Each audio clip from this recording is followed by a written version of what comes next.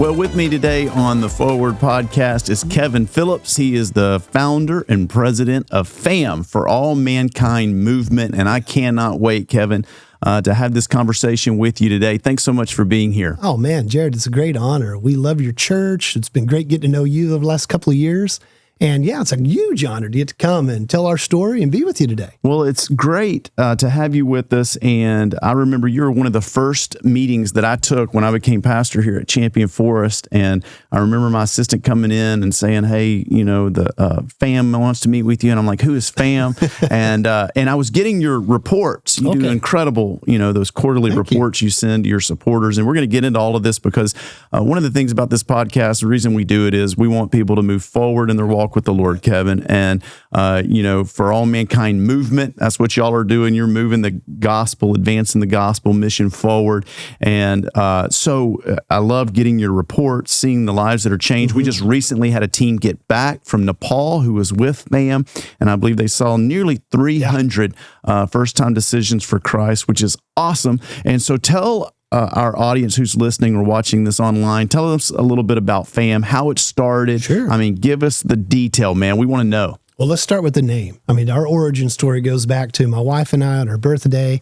We went to the movie theater just outside of Philadelphia, Pennsylvania. There was no FAMM. We were working on church staff. When was this? Oh, this was 2008. Okay, so 2008. Yeah, 2008. 2007, sorry. So we're cooking this all up, and we watched the movie The Nativity. Okay. Right? You know, the new one that came out. Yeah. So we're watching that, and I kind of whispered to my wife when Jesus is born and Mary's holding him, and the scraggly old shepherd comes in, and he's like, hey, can I hold the baby? And she pulls back. She's like, no, you're a scraggly old shepherd. But then she drops her shoulders, and her face changes. Her whole countenance changes. And she goes, he is for all mankind. And I looked at my wife. This is before we were still dreaming of what FAMM would be. Yeah. If I ever start another ministry, I'm going to name it For All Mankind. All right. Well, then I forgot about the name. We're doing all the 501c3 stuff a year later, 2008. And we're on the couch. We bought the DVD. The kids are on a pallet on the floor. It's Christmas Eve night. The movie comes on. The house is dark. We're getting ready. We're just watching the Nativity to get in the Christmas spirit. And sure enough, the old scraggly old shepherd comes in. Mary's holding baby Jesus. And he's like, hey, can I hold the baby? And she's like, yeah, he is for all mankind. And I jump off the couch, scare the kids. I'm like, that's it. That's the name. But we're going to call it the For All Mankind Movement. And Jarrett, we named it a movement before we had one disciple. Because, you know, with 15, 16 years of church and itinerant evangelism experience at that time, the Lord he had birthed such a movement in our heart. We didn't know how to define it. It was like, we're going to know it when we see it. But we said, we're going to walk past good ministry to stay on a movement, because the unreached people groups of the world, they deserve that impact and that style of ministry to really bump the needle. Yeah. So we're just calling it a movement. And even our board was like, why are you calling it that? Sounds weird. Yeah. And I was like, no, that's what we're going for. It's movement or bust. I love that. Yeah, that's FAMM. So tell me about that, because it is intentional toward the unreached people groups of the world. When did God start birthing that desire to reach? And when we say unreached peoples, explain to our audience who that is, and then I want to know how that was birthed to say this is who we're going after. This is why. Yeah. As the gospel began to sweep across the world in a Western trajectory since, you know, the time of the apostles, not every people group has had the same exposure. And then some people groups get left behind. They may have had great exposure like Asia Minor in Paul's day, to where everyone in the province of Asia heard the word of the Lord. But if you look at that place now, which is modern-day Turkey, they're 90-something% Muslim. Christ has delayed his return. That generation has been lost. So we say these unreached people groups that remain, either by lack of exposure to the gospel or by coming back around, and a lost generation in the same area, same geography. But that means the population that lives there would be less than 2% Christian. Yeah. So for FAMM, we say, we exist to initiate, nurture, and facilitate disciple making at a movement capacity that leads to biblical churches being planted among the unreached in populations and places that are less than 2%. Right? Okay. So that's our focus. So with that mandate, it kind of, when we look at a map of the world, we're like, okay, where's the greatest need? Where are the unreached at? Where's God really moving? And who do we have relationships with we can trust to get in there and bring a more apostolic tradition phase missionary approach to see that kind of movement among that people in that place for their generation. So when did God birth that in your heart, though? The love and the desire to get the gospel to the unreached peoples. And again, that's people groups, 2% less evangelical witness among them. And that's a lot of people all over the world. We hear about the 1040 window all the time. But as you look at, the gospel is advancing, it's moving forward, and we love seeing that. But it's very dark in some places. Oh, man. And so when did God first light a fire in your heart for that? There are unreached people groups, small and large, all over the world, on every continent, pretty much. And there's a lot of unreached peoples that are coming to the U.S., but it's, you could say it's watered down. They're scattered among so many. They're behind, closed neighborhoods and scattered.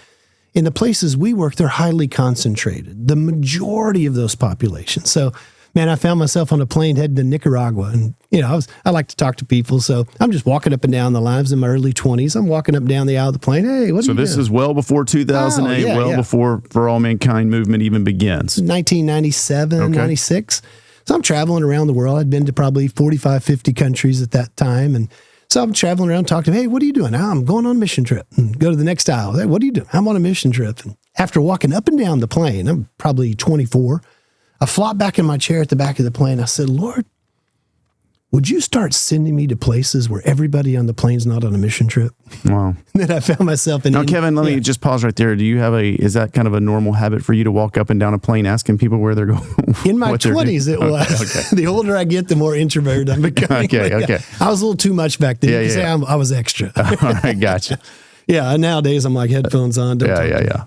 But so I ended up in places like India and Sri Lanka and Nepal and Pakistan and Bangladesh and, not to be crass, but dark places, you could say, the hellholes of the earth. Mm-hmm. And the Lord put us on a chance to take what we knew in the 90s about missions and our tools and tactics that you and I both been trained in and raised up in. We adapted them a little bit and applied them to these unreached people groups. And I'd say that's really where it birthed in my heart, where we saw the depths of lostness. And we saw the poverty of the gospel and the scarcity of the church among millions of people. Let's take Arkansas, for instance. You went to university in Arkansas. I grew up there. Everybody kind of can imagine the geographic span of a state like Arkansas. Texas is a little hard to get your head around, but Arkansas, you can see it. In that geographic space, there are 3 million people that live there. It's said that 70 to 80% of them are understood as Christians, and of that, 50% would call themselves Baptist, right? So they're Christian. So when we look at a place the size of Arkansas in the 1040 window, particularly India, that same geographic scope would have 50 to 120 million people that would live there. And less than 2%, really closer to 1%, would know anything about Christ, would be able to spell Jesus in any language. And there's not enough critical mass of the body of Christ among the local people to get the job done. So they need help. Yeah. And that's the heart of FAMM, is to say, let's not just do it. Let's come alongside the remnant believers that are there. 1% of 50 million is quite a bit. Yeah. So let's go alongside them and help to equip them, motivate them, inspire them, raise them up, establish them, and then equip them and resource them to make the biggest impact they can. A true kingdom movement. Yeah, and you're working your ministry. It's training up indigenous church pastors and leaders who speak the language, who understand the customs, who know the history, and it's so much more strategic. Obviously, we love sending missionaries, believe in that, we fund that, but to use your word, movement, and to see a rapid multiplication of the gospel, raising up these indigenous church leaders is the way to go. Oh man, we all read the books about it. We should be training nationals, and we study all the missiology and the theology and philosophy behind it. But we got to really see it play out in the first country FAMM started. And when my wife and I started this 15 and a half years ago, we moved straight to Dubai. And that's where FAMM started. With your kids? Oh yeah, 10-year-old, 5-year-old, 6-year-old, girls, all girls. Amazing. So we took off and got there. It took about 7 years to where we really saw the breakthrough of a movement in Dubai. About 7 years. And here's what we discovered along the way. We went from just Brooke and I being there to then there were 4 of us, Western missionaries. Then there were 7 of us and 12 of us, and got up to like 28 of us, right? We're there and we're applying it. And for every 2 Western missionaries we had 1 South Asian that we had recruited to be on that team. So it was a really strong 3-person, power team. But we started seeing, and this is no shade on our Western missionaries. And this one, is this a convert? Or Yes. Okay, so this is someone that you won to Christ, right. or they had a relationship with Christ, and now you're investing in them leadership principles, church planting principles. To the point where we've brought them on the team. Okay. They are on the payroll. They're on the team. They are equal to these guys. Okay. But we had 2 to 1. But what I started noticing, and like I said, no shade on these guys, but because of their language acquisition, because of their cultural awareness, because of their proximity, they lived with them. Our guys kind of lived outside and probed. These guys just lived with them. They were their buddies. They were outperforming these guys 5 to 1. Interesting. So something I've really never said publicly in any forum. A lot of our young, they were in their early 20s, late 20s, early 30s, this core missionaries. And we realized we need to flip the apple cart upside down. It's time to kind of move some of that team out so that our near culture guys can raise up. Jarrett, here's what happened. We'd be like, come for training, do this, make sacrifice. And all of these guys, these labor workers, they were just sitting on their hands. Oh, let the Western guys do it. They're happy to do it. Let them do it. And we saw more of an attrition than a gain. And we were spending a ton of money over there. So we realized we need to make some changes. So we started an exit strategy in all of our Western missionaries. And we let our near culture guys rise up. And when they took the reins, when they really got in that position and they owned it, all those guys that were sitting on their hands, letting everybody do it for them, man, they got off their hands. They put their hand in the plow. Yeah. They went to work. And in a year and a half, our ministry grew by 1,300%. Wow. 1,300%. We saw true movement break forth. It went from 130 in weekly attendance to 2,300. We were baptizing a man a day, right, in a place where it was illegal to do it. And we spent $150,000 in that year of 1,300% growth. The year prior, with all the missionaries on the field, we spent $750,000 and had 300 people in attrition. So it was wild. So to wrap that story up, I felt bad for our young missionaries that had been there and they'd invested, they'd given their life, they'd made great sacrifices to be there. It was kind of like Moses not going in the promised land. They left before the movement broke forth. So I called our near culture leaders in. Great guys. They still serve with us to this day. And I said, hey, I want to ask you a question. Who's some of your top guys? And they're like, they'd say this name, that name. And I'd say, you remember our missionaries that were with us? Oh, yes, we loved them. They were great brothers. They taught us so much.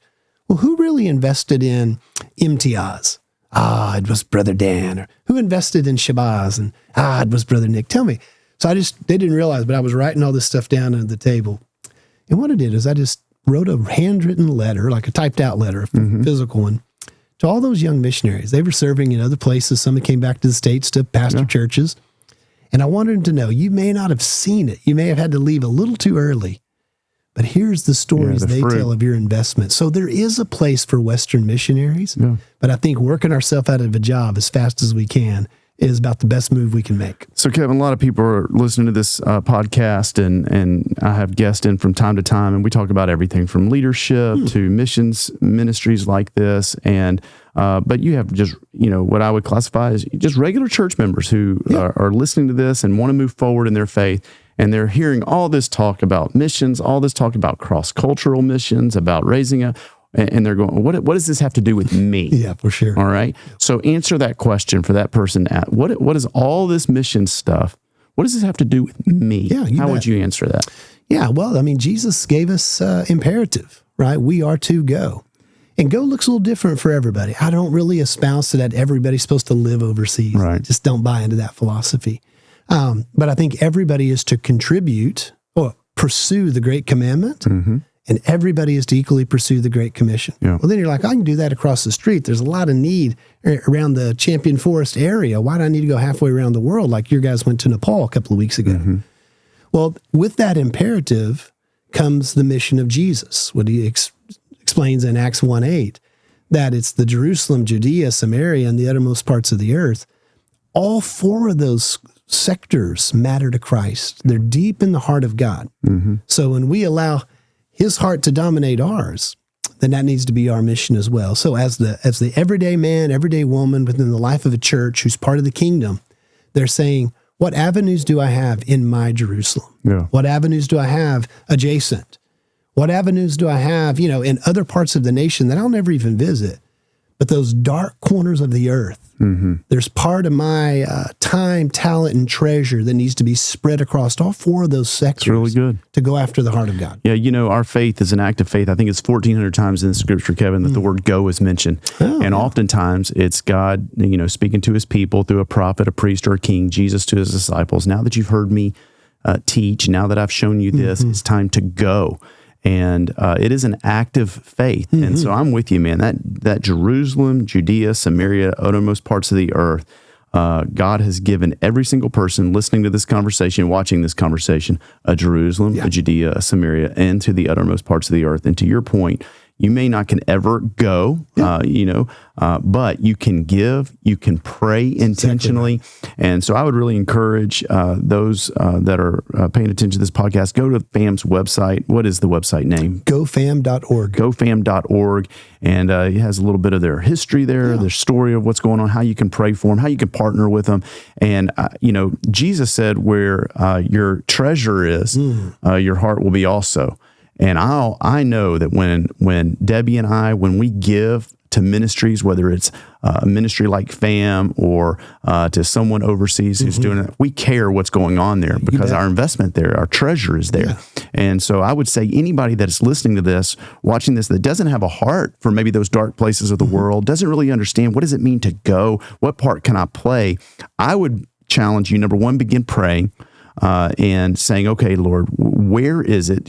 I remember I used to take my girls and before they'd go to bed, I had a globe and I'd let them, this is when they were real little. Yeah. I'd have them spin the globe. They always loved that. And they would just, just put your finger wherever, boom. And we would pray wherever their finger landed. Yeah. And sometimes we had missionary partners there. Sometimes we didn't. We talk about it, but it, just growing a heart for the kingdom. Well, you can do that as an adult, man. Just take a map and just, put your finger wherever it is and just begin praying. And God may not light a fire in your heart to give toward that place. He may, but just begin praying for that country. Begin praying for that people. Operation World. It's a great book that I would encourage anybody to grab a hold of. And you can read about the country. You can read about the needs in that country. There's prayer requests from that country. It's called Operation World. We carry a copy of it in our prayer room so that anybody that comes and prays can pray for the nations there.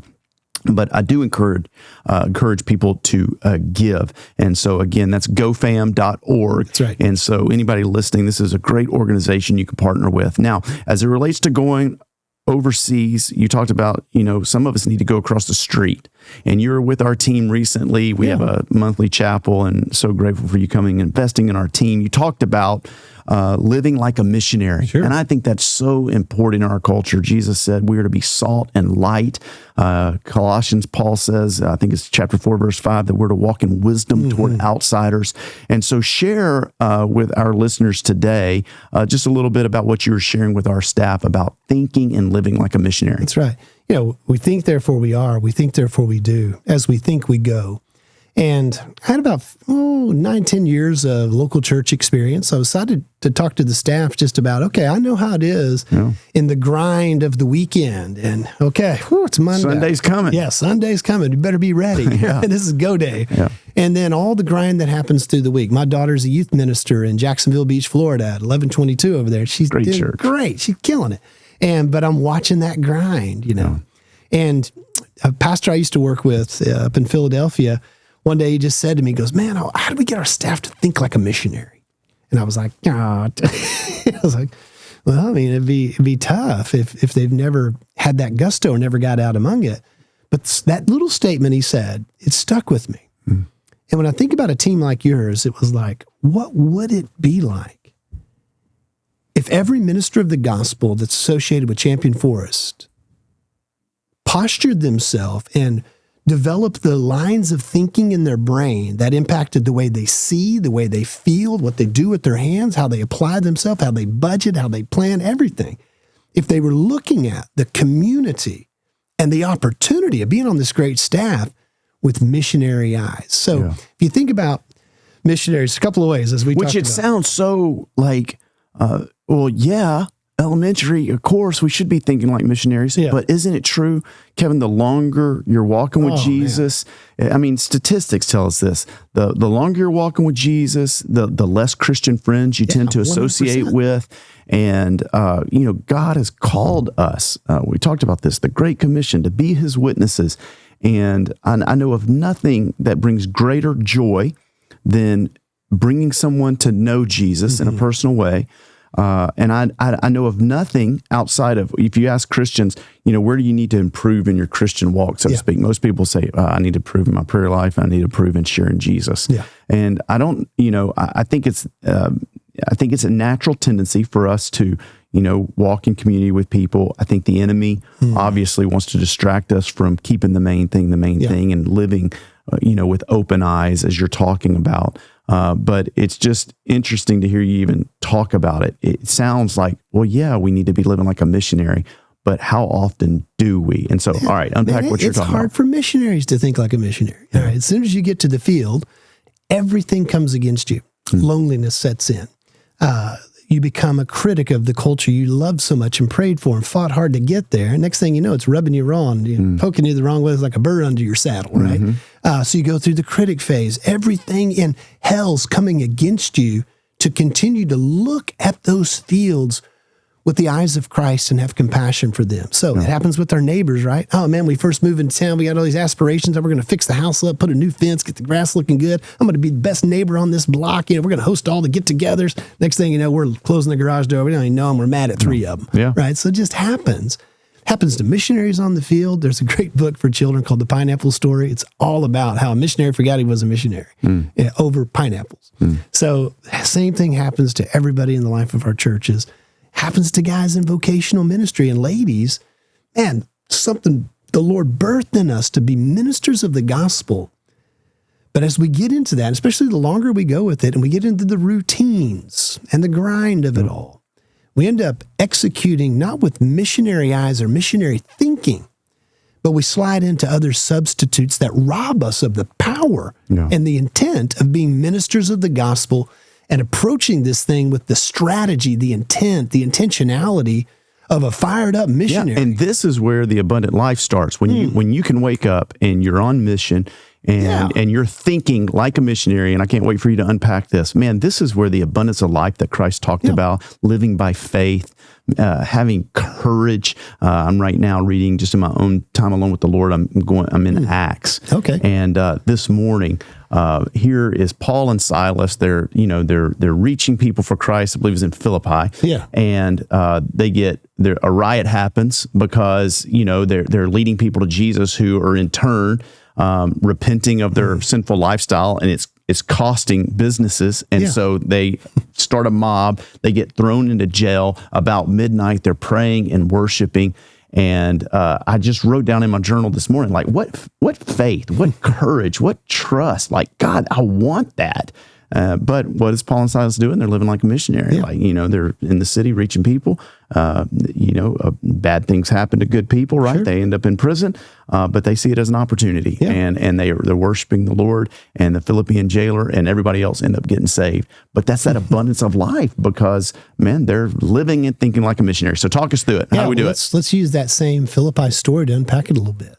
When we see just in the small part of that story you told, all right, let's just apply some missionary thinking that's on the softer side of the skill set. All right.